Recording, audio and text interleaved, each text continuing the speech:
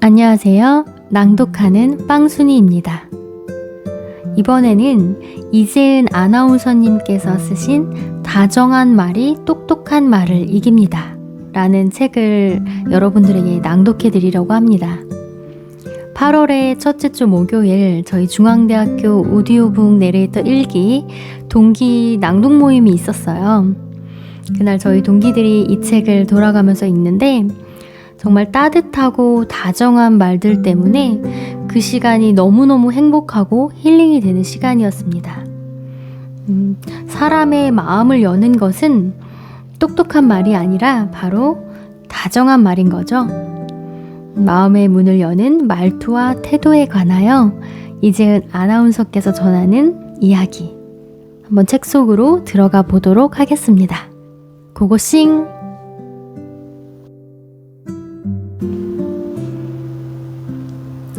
모호한 말은 칭찬이 아니다. 2022년 12월 대한민국 축구 대표팀의 2022 카타르 월드컵 조별리그 마지막 경기가 있던 날이었습니다. 16강 진출을 위해서는 승리가 꼭 필요한 경기였기에 온 국민이 떨리는 마음으로 기다렸죠. 그런 만큼 뉴스를 준비하는 제 마음도 그 어느 때보다 비장했습니다. 선수들을 응원하는 마음으로 의상도 특별히 대표팀 유니폼과 똑같은 빨간색 셔츠를 선택했습니다. 사실 뉴스를 할 때 빨간 옷은 잘 입지 않는 편입니다. 뉴스의 특성상 화재나 사건, 사고 소식이 많아서 너무 화려해 보이는 빨간색 옷은 되도록 피하는 편이에요. 하지만 그날만큼은 모처럼 용기를 내어 빨간색 의상을 선택했습니다. 경기를 앞둔 태극전사의 마음으로 힘차게 스튜디오를 향하던 중이었습니다. 우연히 마주친 한 선배가 저를 보며 말했습니다. 재은씨, 오늘 옷이 꼭 투우사 같네? 네? 투우사요? 감사합니다. 저도 모르게 습관적으로 일단 감사하다고 말했지만 기분이 찜찜했습니다. 의상이 좋다는 건지 나쁘다는 건지 말의 의도를 이해하기 어려웠기 때문이죠. 무슨 뜻일까? 옷이 너무 화려하니까 갈아입으라는 이야기인가? 그래, 아무리 월드컵이라고 해도 좀 과했나? 이런저런 생각들로 머릿속이 복잡했습니다. 혹시 옷이 별로라는 말을 돌려서 한 건 아닌지, 지금이라도 갈아입어야 하는지 고민하던 그때 제 앞을 지나가던 다른 선배가 이렇게 말했습니다. 재은씨, 의상이 아주 멋진데? 대표팀 선수 같네. 오늘 뉴스 분위기랑 너무 잘 어울린다. 선배의 그 말 한마디에 걱정으로 가득했던 마음이 한결 편안해졌습니다. 덕분에 뉴스도 잘 마무리할 수 있었고요.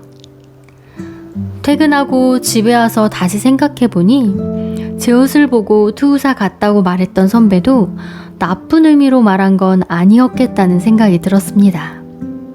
어쩌면 예쁘다고 말하고 싶었는데 막상 빨간 옷을 보니 갑자기 튀어나온 말이 투우사 같다였을지도 모릅니다. 하지만 그 순간 저로서는 그 말의 의도를 정확히 알 수 없었고 결국 그 말은 칭찬이 아닌 근심을 안긴 말이 되어버린 겁니다.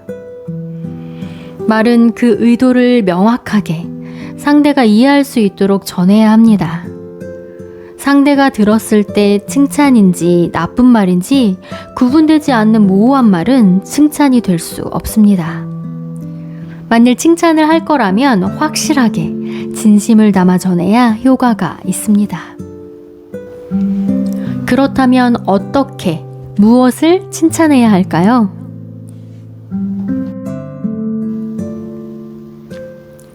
상대방을 춤추게 하는 칭찬의 기술.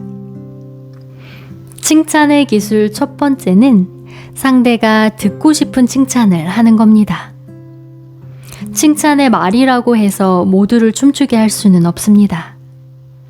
상대가 듣고 싶어 하는 칭찬이 최고의 칭찬이라는 말이 있죠. 하는 사람이 아닌 듣는 사람에게 특별한 의미가 있어야 한다는 뜻입니다. 누군가에게 더없이 기쁜 말이 누군가에겐 상처가 되기도 하고, 흔하고 뻔한 칭찬이지만 어떤 사람에게는 영혼의 위로가 되어줄 만큼 강력한 힘을 갖기도 합니다. 그 사람이 처한 상황과 환경, 살아온 삶과 가치관에 따라 받아들이는 의미가 달라지기 때문이죠. 이렇듯 칭찬은 듣는 사람에게 의미가 있고 특별하게 느껴져야 효과를 발휘합니다. 아무리 좋은 의미로 하는 말이라도 온전히 받아들이고 말고는 상대방에게 달려 있습니다. 그러니 어떤 말을 들으면 기쁠지 상대방의 입장에서 생각해 보는 것도 좋은 방법이 되겠죠?